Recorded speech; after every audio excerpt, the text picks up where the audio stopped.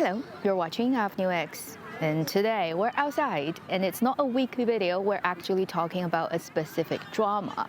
It happens to be a sunny day. I actually just watched哪吒 2, the movie, on the biggest IMAX Chongqing has to offer. That cinema is close to where I am right now, the largest park in Chongqing in terms of acreage. And this is Chongqing's Central Park. We are right now in the middle of it because it's a slender park, just like New York Central Park. And there's a huge meadow around this place. So let me just go around and show you. Behind me are some mountains, and behind that is a lake, and that will be the south end of the park. And today we're gonna actually talk about a drama. It's very poor in terms of low budget. It doesn't have any big stars. It includes no promotion anywhere. And it's a drama that actually got shot during COVID. The Tencent 24 episodes web romantic contemporary drama, 再次人生, literally meaning live again or another time of life. But the English title is Live or Love, led by actually quite a few familiar faces for me. Male lead is Zhang Yao, female lead is Lu Yangyang. Male second is Guo Jianan, and then female second is Li Ao. Only the female second actress, I haven't seen her in other things before. I'm completely unfamiliar. Everybody else, I kind of have seen them. Zhang Yao from 一寸相思, Love in Between, really liked it. Lu Yangyang previously from a drama that I watched parts, 最是人间烟火色. Somebody also recommended that drama to me actually on my channel. Guo Jianan is the male lead of 古相思曲, leads it with Zhang Yaqing, and interestingly, Zhang Yaqing was the lead in Zhang Yao's drama. So basically, two male leads of Zhang Yaqing's previous dramas ended up in this drama as male lead and male second, and they are quotation mark enemy.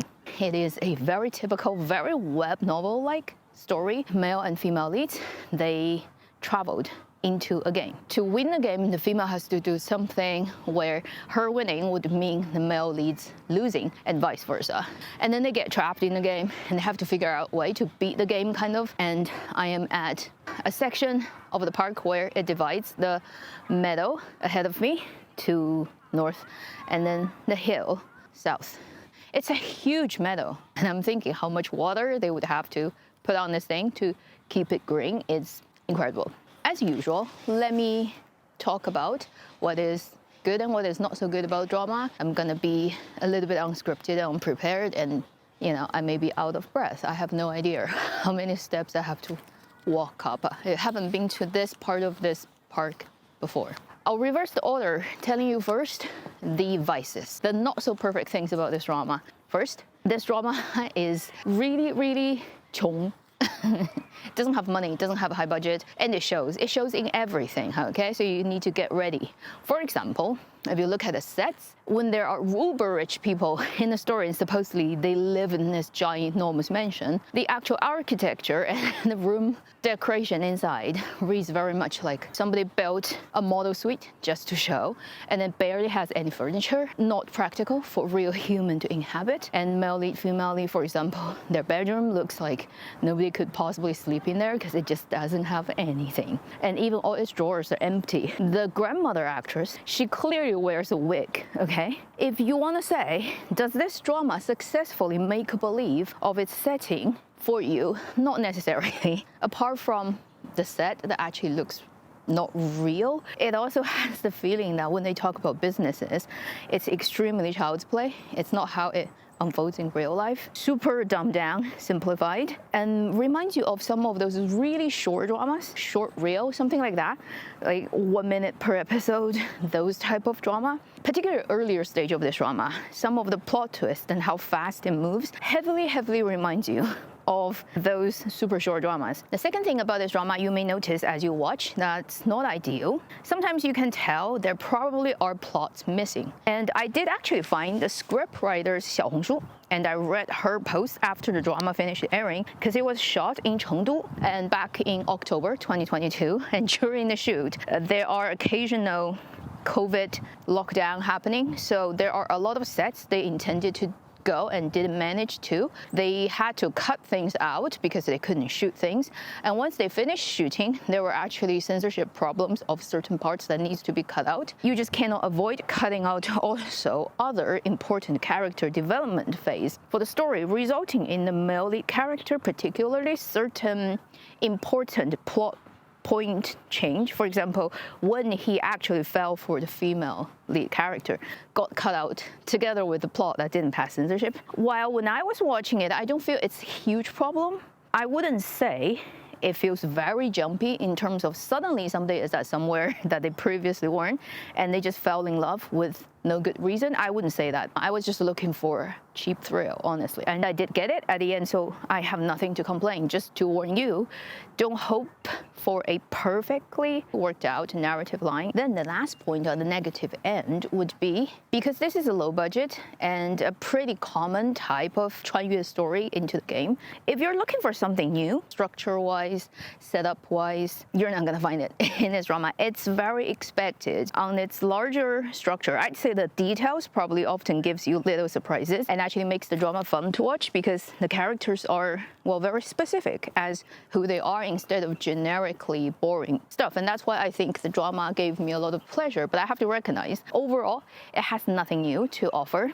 It has no specifically unique message to deliver, and it's unlikely that this drama is gonna end up on anyone's best romantic contemporary drama list. Over time, when they think back, they probably would only remember, oh, I had fun. Like, that drama is pretty cute. Now, let's talk about what's great about this drama, okay? Because I actually enjoyed it a lot. We are now very close to the lake part, I think. I haven't been here. So once we get down there, I'll show you. On the positive end, what's good about this drama? Point number one, you can tell the main creatives and also the main actors, they probably don't hope it can become a masterpiece, but they love it. And they love their story, they love doing it, and they did put their real heart into it. How do you tell that? Just watch the drama. And you have to believe me and take my word for it because I've been doing this for 8 years. I've watched, if not thousands of dramas, at least hundreds of them. I have gotten to the point where it really doesn't require my system to process dramas and visual, stuff like that. I sniff it for a bit and I almost can instantly feel the pulse for a thing. And I just pretty much know within 10 minutes time of a story unfolding, whether it's being done by people who actually love their story, care about their story, want to share their excitement and enjoyment of the story with other people, or they're just in for making the money get out, they don't care. So when I watch this drama, from every face in front of the camera, and then from the way stories are told, therefore you can kind of feel for the creatives, director, writer, all those people. They like their story, they care about their story, and I like that. Second, there's probably no big fuss when they were making it because the 4 leads, none of them is famous enough to have that much say in the making of the drama. When you watch through, you can tell it's done by a very coherent writer. It hasn't been, let's say, butchered by too many chefs in the kitchen where things no longer connect and work anymore. And honestly, these 4 people, although they are, let's say, not completely unknown, they've done other work before, really none of them is famous enough to become a troublemaker, and probably that resulted in the story actually functions properly, and then the director can get what he wants into the camera. The storytelling doesn't get sacrificed. And we're in front of the lake now, so let's just take a look. It's a little bit glaring, I can't quite see it very well, but I think you can see pretty well the lake.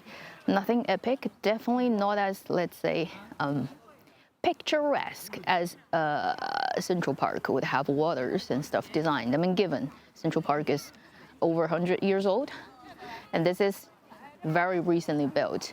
The elevation change from where we came from, the top of the hill to this lake, and if we go back, we have to climb, basically, if you can see that. We can climb over this hill to get to the meadow again, and let's keep walking. So we're trying to get back to the hill and maybe to the meadow if I can. I'm not sure if this road actually leads me back to the meadow. Third point, and probably the most important point, I think, that got the drama sold on me and made me want to keep watching till the end is the chemistry between the lead couple. Really worked out very well as a romantic contemporary drama of such a setting. Even the male second and female second couple, which is very unusual. They're not the typical second lead couple of a romantic drama, and then they are not the typical good people. The actor Guo Jianan looks really good in contemporary suits, 霸总 character, which is very different from, let's say, his character as the time traveler in Ancient Love Song. And then for the lead couple, I would contribute 70 to 80% reason for me to keep watching and really like the drama to them. These two just come together pretty nicely on camera.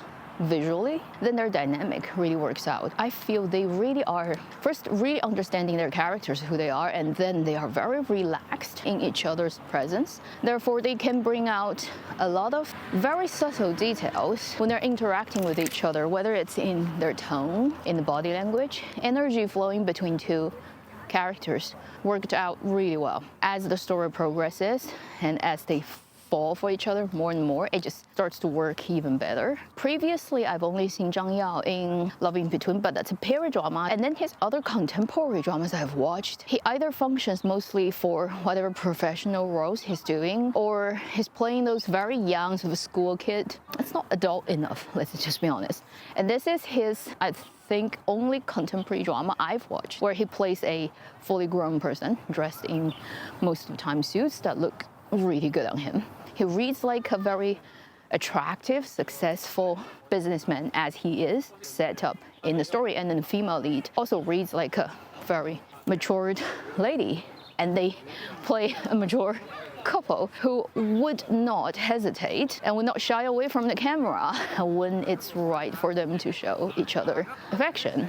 It doesn't go to restricting kids' rate performance level, but there are certain prolonged kisses, stuff that I was like, oh, I didn't expect. They definitely have it, like between the actors, and the director also knows keeping the camera on the lead just a tad bit longer for the whole thing to play out. Again, this is a very cheaply made drama. Lighting, camera, crews, sets, it's like so minimum. If you want to compare it to high budget, super romanticized Korean dramas, maybe of the same story, they would have so much more money and resources to make it really sexy and pretty. And this drama just has none of those. With the limited resources you have, you almost at some point of the story or certain parts of the drama would evoke the high romance sense that you would find in high budget, great, say, South Korean romantic dramas. And for this poor drama, for them to do that, I am already more than happy and thrilled. So if you are into really lovely on-screen couple and the dynamic that works really beautifully between lead actors, this is the type of drama that will make you giggle. The last point, it has a lot of comedy.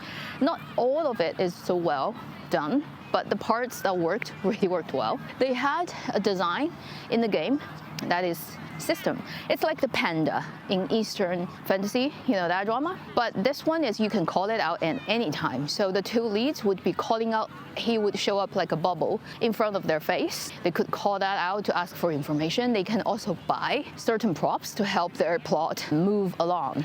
What kind of prop you can buy to cheat your experience in a game is very funny. And then some of the words coming out of the system AI respond to our two leads can create absolutely ridiculous, unexpected comedy. It's like you've got to lose your mind to even come up with certain comedy parts of this drama, and you go, huh? Okay, I guess it works. And then you start laughing because it's so unexpected. It is really hard to explain what kind of comedy it is without spoiling it, but trust me. That is pretty much everything I want to talk about this tiny drama that barely anyone is watching. Definitely nobody is writing fan fictions or making edits. If you want to watch something that is very unlikely to offend you in any way, if you're into not really silly, but light-hearted, nothing heavy, nothing epic. Overall, just good experience, romantic drama. And then if you happen to like the leads from their previous work, particularly if that's the case, you have to go and watch this. And they all look really good in terms of their contemporary drama look, probably some of the best looks they've ever had. Oh, and there's one thing is all the leads, I think, particularly male lead, female lead, both of them have beautiful hands. A lot of close-up of their hands. I think the director knows. If that's your thing, definitely go and watch this drama. You'll not be disappointed. I am rewatching it because all the currently ongoing new ones, I was like so bored by all of them, including that drama, that drama, that drama. None of them really captures me. I watch them in pain. I watch them as if it's my homework I have to finish, but I don't enjoy doing. And this drama is like I keep clicking on the next one. I wish I can find out more about them in real life after they get out of the game. And now I'm out of the park. Thank you for watching Avenue X. I'll see you in my next video. Meanwhile, live long and happy drama watching.